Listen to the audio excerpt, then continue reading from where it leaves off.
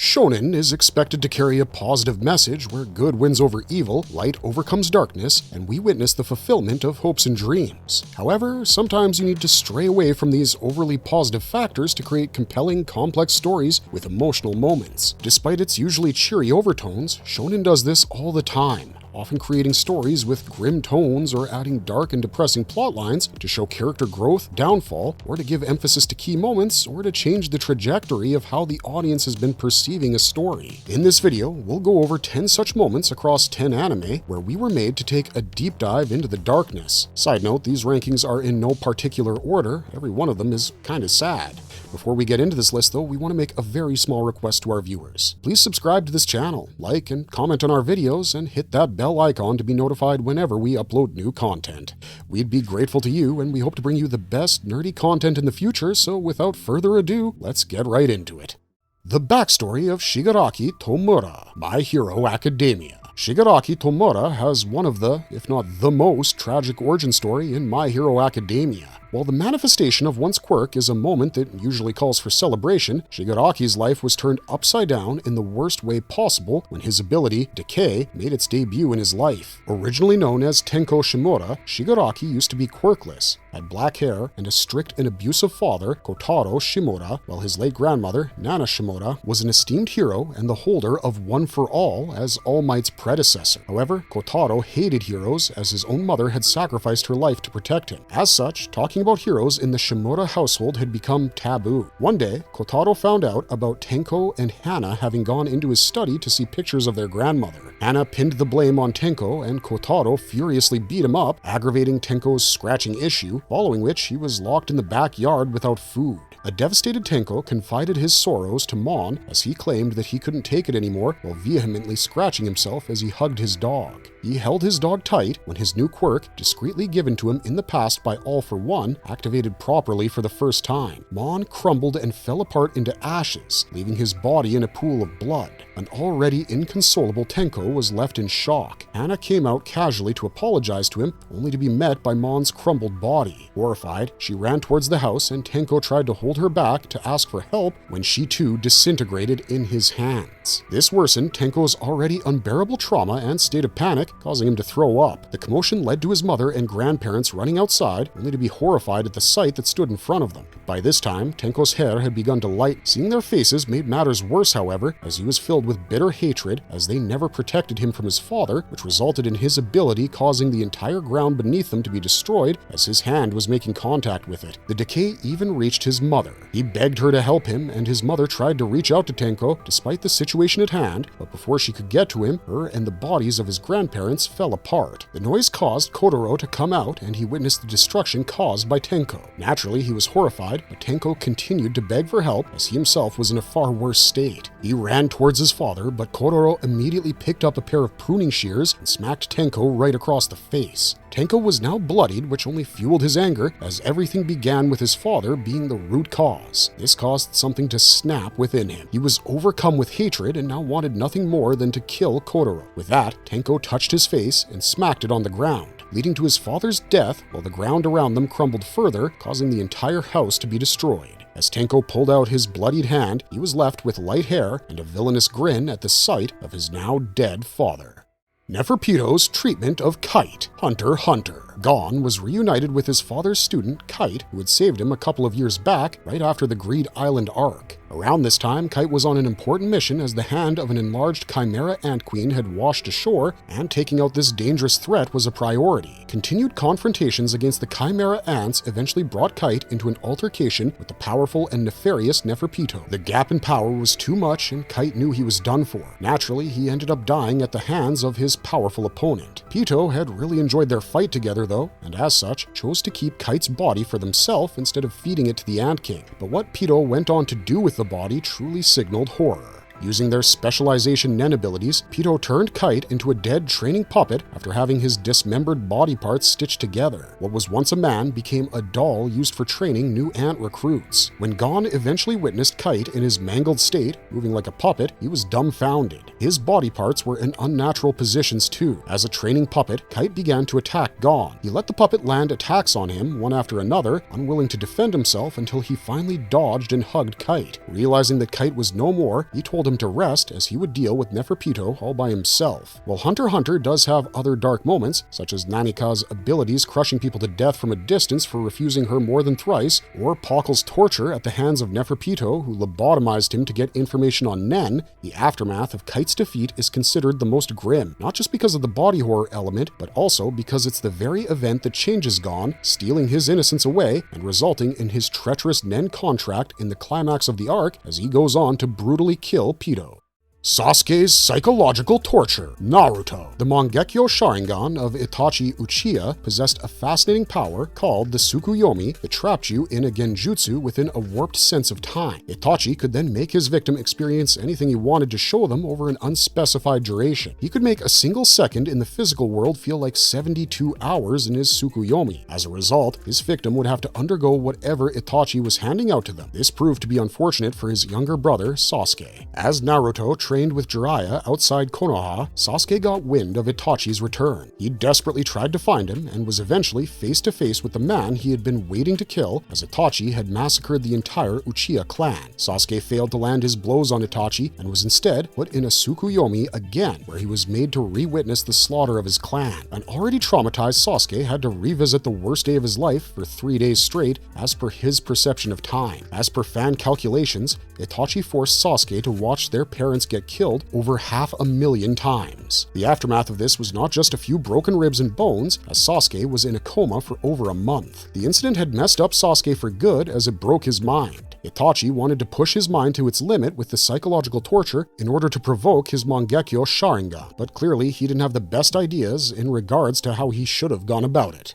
The truth about the Smile Fruit. One Piece. In the Punk Hazard arc, we're introduced to a type of artificially created zone-type devil fruit known as the Smile Fruit. At some point in the Wano arc, we were separately introduced to a young girl named Toko and an old man named Yasuie. Both of them always boasted a smile on their faces, constantly laughing no matter what the situation was. It was eventually revealed that Yasuie was the infamous thief named Ushimitsu Kozo, who used to steal from the wealthy in the flower capital of Wano. Once he was busted, Orochi prepared to have him executed, especially because of the rumored return of the Akazaya Nine. Soon after, it was revealed that Toko was his daughter, leading to Zoro returning to Ibisu alongside Brook, Hiyori, and Toko. As Toko ran towards him with tears in her eyes, she strangely continued to laugh with an uncanny Cheshire grin plastered across her face. Once Yasuie's life was taken, there was a silence for a few seconds, and then every Ibisu town resident began to laugh hysterically. Tears streamed out of their eyes as they laughed to their heart's content, including Toko, shocking Zoro and Brook, who couldn't believe what they were seeing. Throughout everything, Toko continued to scream that her dad was dead, all while laughing. Before Zoro could react, Hiyori revealed the truth of the matter. The people of Ibisu Town always smiled and laughed because any expression apart from that was taken away from them, and this was due to what Orochi and Kaido had brought to the town, i.e. the Smile Fruit. A few years ago, Kaido and Orochi had begun to import an artificial fruit in exchange for the weapons they were making. These Smile Fruits were supposed to give one the abilities of powerful animals in exchange for an inability to swim. However, the artificial fruits only had a 10% success rate. While 1 in 10 people would get the necessary devil fruit ability, the other 9 would not only be incapable of swimming ever again, despite not gaining powers, but they would also lose their ability to show sorrow or anger as a result of the defective chemicals, leaving them with only one mode of expression, that is, their smiles. Ibisu Town used to live off the leftover food of the flower capital, which was rarely even close to enough. One day, Orochi decided to mix batches of failed Smile Fruits with the leftovers, and they were sent to Ibisu, where the hungry residents were happy to receive so many fruits, leading to all of them eating the smiles. Yasuie knew about the truth of the fruit and rushed to Toko, possibly hoping to stop her. However, she had already taken a bite. When caught by Yasuie, a teary-eyed but smiling Toko apologized to her father, saying she couldn't help it. She was very hungry. To make his daughter feel better, he took a bite from her Smile Fruit, giving himself the smiling curse too, as he performed a dance skit to make her feel happy, sacrificing his own human expression in the process.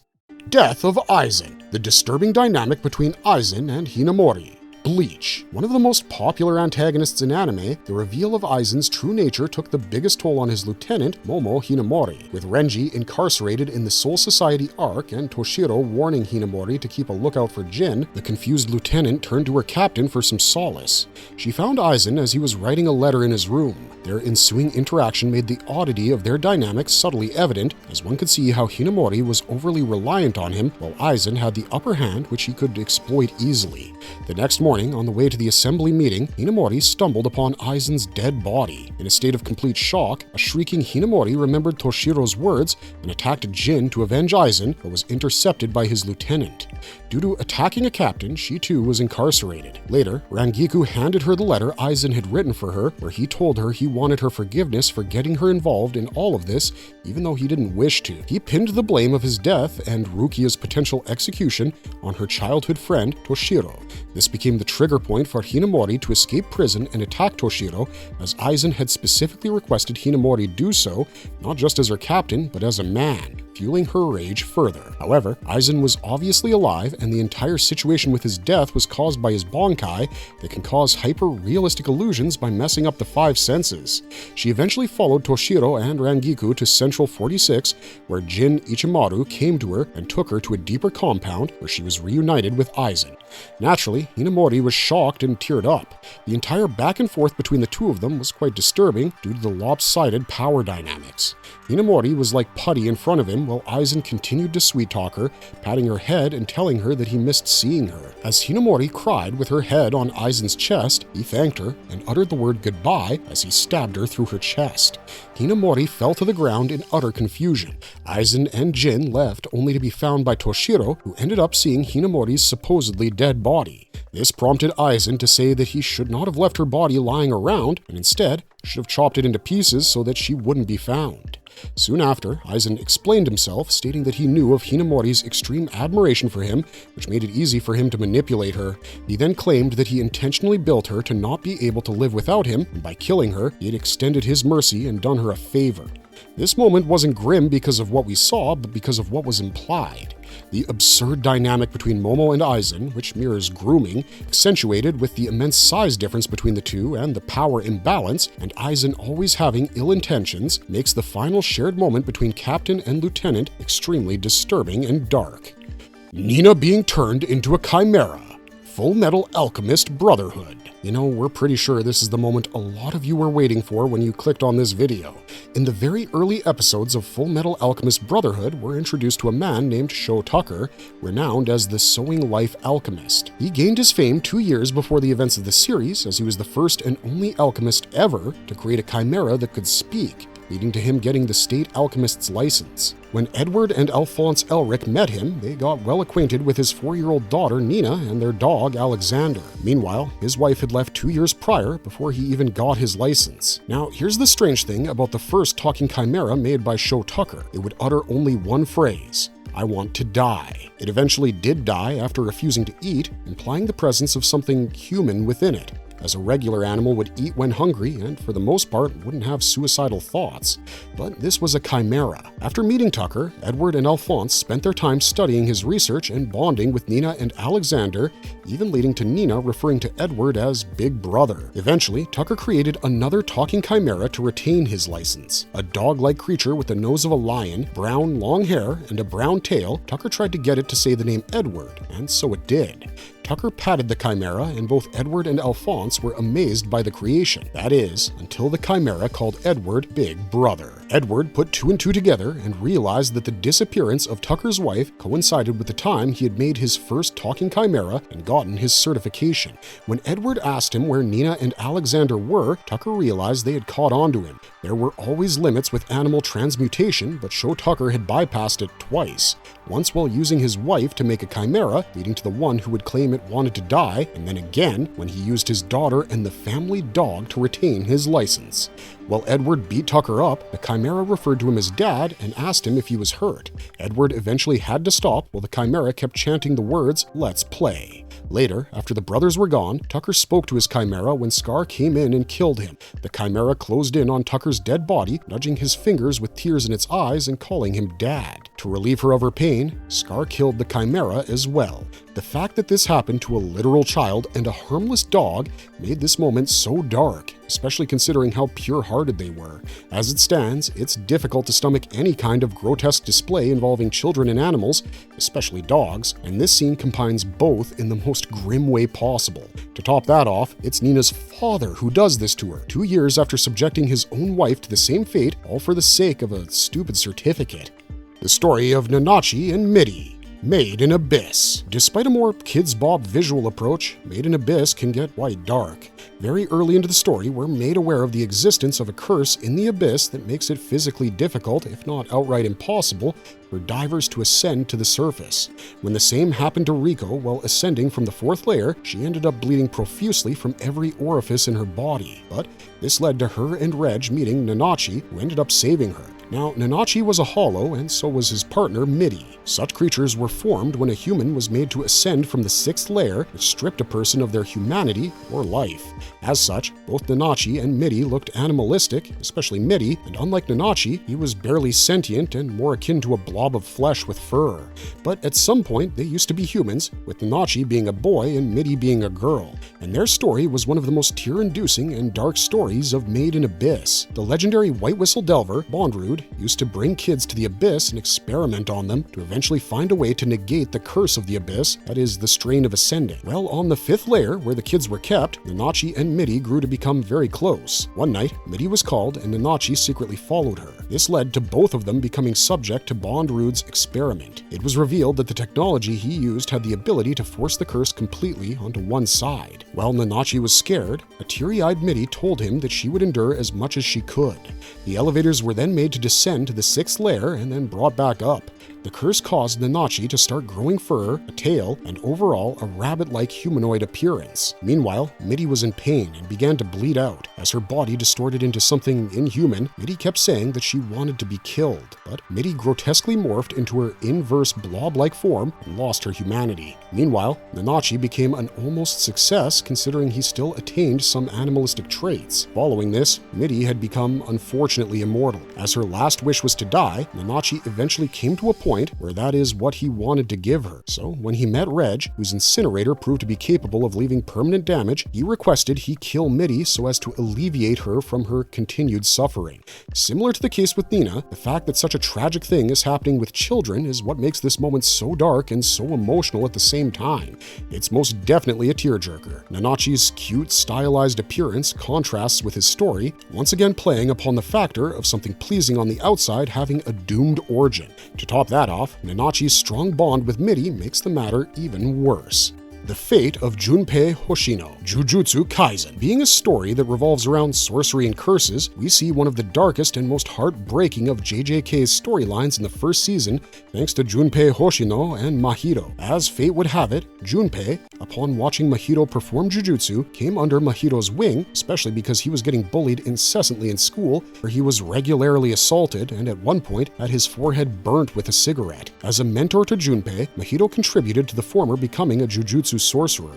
Throughout everything, Junpei continued to believe that Mahito was not evil, while Mahito nurtured his desire for revenge against his bullies and planned to use him as a pawn just for the fun of it. After Junpei met Yuji, however, the two bonded quickly due to their shared knowledge of movies, and Yuji kind of became Junpei's very first friend, prompting Yuji, whose pure heart meant that he wanted to save lives and help people, to envision a life with Junpei as part of Jujutsu High. And it became something Junpei started to look forward to. However, one night when Yuji visited his house, his mother was killed by a curse as a result of one of Sukuna's fingers being intentionally planted in his house by Mahito, sending Junpei back to square one, and this time with powers. This was made worse by Mahito putting the blame on his bullies for his mother's death, leading to him attacking one of them, named Shota Ito, in his school. Yuji rushed to stop him, unwilling to let Junpei become a murderer, but Junpei started to fight Yuji back, while the latter continued to plead with him, promising to take him to Jujutsu High and find his mother's killer.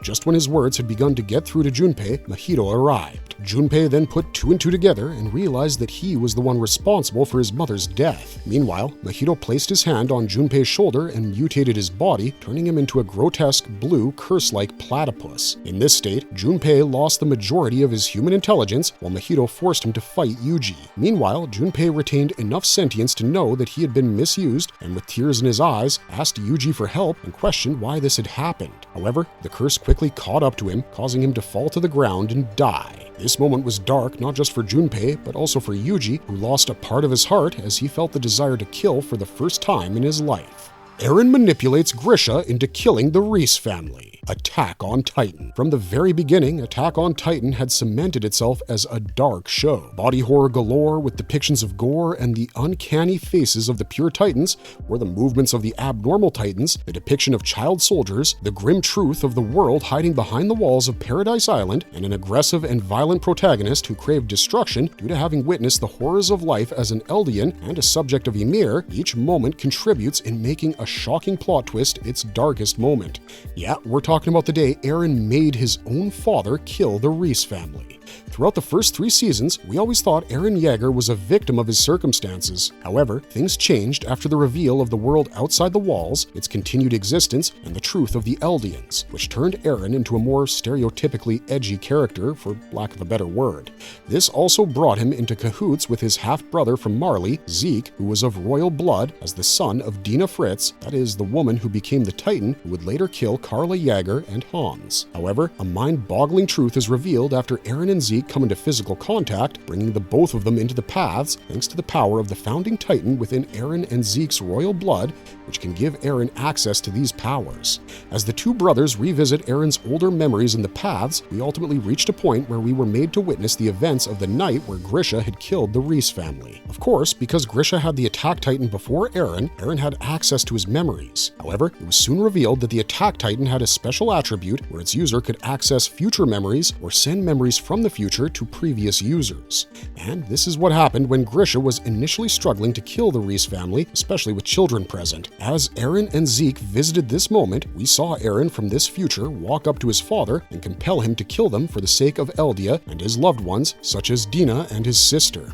Euphemia massacres the Japanese people. Code Geass. And finally, we end the list with one of the most insane moments from Code Geass. In this world, Japan has been conquered and colonized by the Holy Britannian Empire, and as a result, the Japanese people have been stripped of their rights and culture. The country has also been renamed Area 11, with the Japanese being referred to as 11s by their colonizers who consider them second-class citizens. With that out of the way, let's discuss the most infamous scene in the show involving Suzaku's knight and lover and Lelouch's half-sister, Euphemia, who wanted to create a special administrative zone of Japan where citizens would be able to identify as Japanese once more and have many of their rights restored while continuing to be under the empire. During a dialogue shared between both Lelouch and Euphemia on Inauguration Day, Lelouch described his Geass ability to Euphemia, but around this time, his Geass had begun to glitch. He then gave her an example of his ability by stating that if he ordered Euphemia to go out and kill all the Japanese people who were present for the inauguration, she would do it, no questions asked, even if her original intention was the exact opposite. However, his Geass glitched at that moment and activated the example as a command.